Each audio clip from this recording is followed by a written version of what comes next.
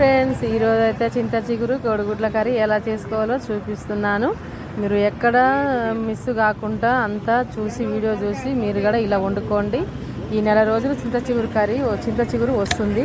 ఈ సీజన్లో చింత చిగురు తినాల ఫ్రెండ్స్, చాలా హెల్త్కి మంచిది, ఆరోగ్యంగా ఉంటారు. తినండి, ఎక్కడ స్కిప్ చేయకుండా చూడండి. సబ్స్క్రైబ్ చేయండి, లైక్ చేయండి, షేర్ చేయండి ప్లీజ్ ఫ్రెండ్స్. కర్రీ అయితే చాలా స్పైసీగా.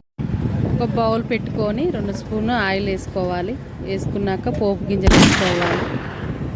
వేసుకున్నాక కట్ చేసుకున్న ఆనియన్స్ ముక్కలు వేసుకోవాలి. వేసుకున్నాక బాగా బ్రౌన్ కలర్ వచ్చాక అల్లం పసుపు వేసుకోవాలి. అవి బ్రౌన్ కలర్ వచ్చే లోపల మనము సన్నగా టమాటా ముక్కలు కట్ చేసుకోవాలి.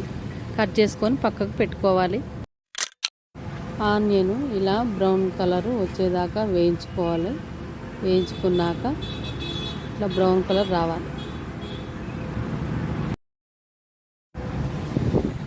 మనం కట్ చేసుకున్న టమాటా ముక్కలను వేసుకోవాలి. వేసుకున్నాక బాగా కలుపుకోవాలి. అటు ఇటు టమాటా ముక్కల్ని ఆనియన్స్ బాగా కలుపుతూ ఉండాలి. ఆడిపోకూడదు, మంచిగా అడుగంటుకోకుండా ఉండాలి ఫ్రెండ్స్. టమాటా ముక్కల్ని 10 మినిట్స్ ఉడకనివ్వాలి ఫ్రెండ్స్. ఉడికించిన టమాటా ముక్కలోకి ఎగ్స్ కొట్టుకోవాలి. మేమైతే 4 ఎగ్స్ తెచ్చుకున్నాము. అందులోకి 1 by 1 కొట్టుకోవాలి. 4 ఎగ్స్ మీ ఫ్యామిలీ తగ్గట్టు మీరు వేసుకోండి. మేమైతే మా ఫ్యామిలీకి అయితే 4 ఎగ్స్ తెచ్చుకున్నాము. తెచ్చుకున్నాక మీరు ఎక్కువ పడితే ఎక్కువ కొట్టుకోవచ్చు. కొట్టినాక అవి బాగా కొంచెం ఉడకాలి. ఉడికినాక కొంచెం కలపొద్దు, లేకపోతే కలిపితే చిక్కిపోతాయి ఎగ్స్. ఇప్పుడు అందులోకి కారం వేసుకోవాలి. కారం కొంచెం ఎక్కువ వేసుకోవాలి, మంచిగా స్పైసీగా ఉంటుంది. మా తెలంగాణలో అయితే కారం బాగా తింటారు ఫ్రెండ్స్. మాకు ఇక్కడ కారం మసాలా బాగుండాలి.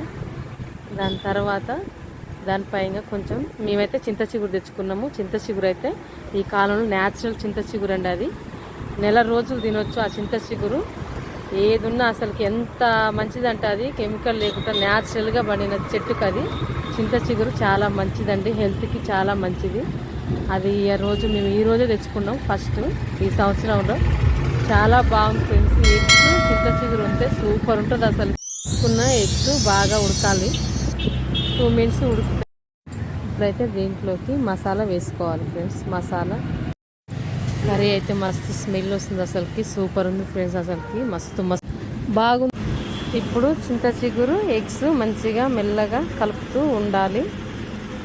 సిమ్లో పెట్టుకోవాలి. మెల్లగా కలుపుకోవాలి. కలుపుకున్నాక బాగా ఉడకనివ్వాలి. ఇలా అయితే బాగా మీడియం ఫ్లేమ్లో పెట్టుకొని కలుపుకోవాలి. అలా ఉడుకుతున్న కూరలోకి తగినంత ఎసరు వేసుకోవాలి. వేసుకున్నాక కలుపుకొని బాగా మూత పెట్టుకోవాలి. వాటర్ అంతా ఇంకిపోయాక మంచిగా గ్రేవీగా రావాలి. మంచిగా అలా వస్తేనే మంచి టేస్ట్గా ఉంటుంది. అలా ఉడకబెట్టుకున్న కూరలోకి కొంచెం కొబ్బరి తురుము వేసుకోవాలి.